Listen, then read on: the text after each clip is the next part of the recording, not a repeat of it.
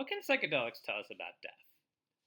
Psychedelics, for thousands of years, have served as a means of connection to oneself, connection to the divine, as well as connection to the deceased.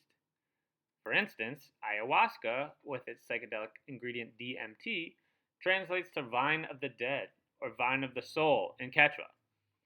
Timothy Leary, the face of the 1960s LSD counterculture movement, described the psychedelic experience through the teachings of the funerary text, the Tibetan Book of the Dead.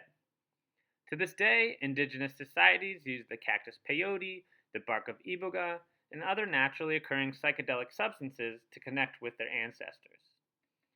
Interestingly, this connection to the deceased can be seen through psychedelics as well as the dying process. Across various societies, studies have noted deathbed visions, which are hallucinations of deceased loved ones that people experience in the dying process. Data from Moldova, Japan, the UK, India all demonstrate this end of life phenomenon, occurring anywhere between 20 to 80% of people, depending on the study population and methodology. Even when compared to different cultures, time periods, and religions, we see a common thread of this sensed connection to the dead, accessed through psychedelic experiences, death, and near death. Looking at data on near death experiences, or NDEs, we can see how these relate to psychedelic experiences to better understand this phenomenon.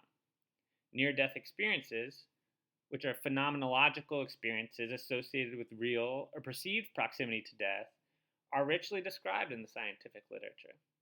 Generally, features include the notion of leaving the body, achieving total peace, traveling towards a light, viewing an irreversible threshold, rapid review of life events, hence the term life flashing before your eyes, and communicating with otherworldly entities, including godlike figures and deceased loved ones. When comparing NDEs with psychedelic experiences, we see startling similarities. In addition to the known similarities between NDEs and psychedelic experiences, it's helpful to ask how do their effects compare? An international research group sought to answer this exact question. In a study entitled Within Subject Comparison of Near Death and Psychedelic Experiences, Acute and Enduring Effects, they identified a population of people that had both NDE and psychedelic experience. There was substantial overlap in altered sense of time, seeing a bright light, precognition, life review, and experiencing a feeling of non-existence or void. This is consistent with many other studies of NDEs and psychedelic experiences. Other similarities identified in the literature, including entering other worlds, meeting menacing or benevolent entities, and perinatal regression or rebirth. Let's take a closer look at the connection between psychedelics and death through the lens of art and literature. Timothy Leary, known for his infamous call to turn on, tune in, and drop out, wrote The Psychedelic Experience with other luminaries Richard Alpert and Ralph Metzner as a guide for those embarking on a psychedelic journey. Their work, as shown in the title, drew direct inspiration from the Tibetan Book of the Dead, which was an ancient and previously obscure Buddhist text. The Tibetan Book of the Dead was initially translated into English in 1927 and gained significant popularity in the realm of American Buddhism after Walter Evans Wentz introduced it to the West. A collection of funerary texts originally attributed to Padmasambhava in the 8th century, it details the three main bardos, or states of existence, related to death. First, there's ego loss and realization of ultimate truth at the moment of bodily death. Then, the second bardo, there's a period of hallucinations involving a group of peaceful deities and a group of wrathful deities as one pursues enlightenment, as depicted in these images. Finally, there is rebirth, which is based on karma, determining one's place on the wheel of life and how they will be reincarnated. Leary found that this series of three bardos follows the arc of the typical psychedelic experience: a separation of self, various hallucinations, and a new beginning. The book entitled Psychedelic Experience and the Tibetan Book of the Dead are said to be the inspiration for the Beatles song Tomorrow Never Dies. Listen to the lyrics of the first part, as it is quite similar to the first bardo, the moment of ego loss and letting go.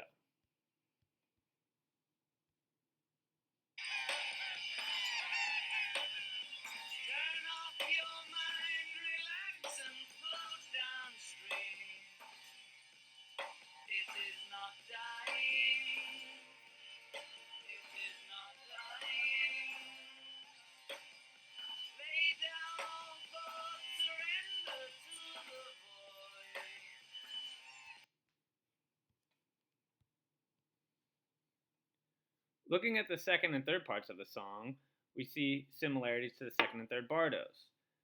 First, hallucinations and higher consciousness, described by the Beatles as love is all and love is everyone, but listen to the color of your dreams, it is not living.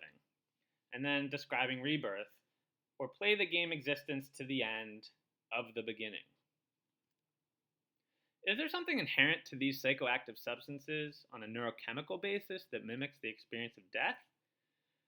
When analyzing which psychedelic most closely mimics the NDE or near-death experience, large data reviews have shown ketamine, considered a dissociative or an atypical psychedelic, as the closest.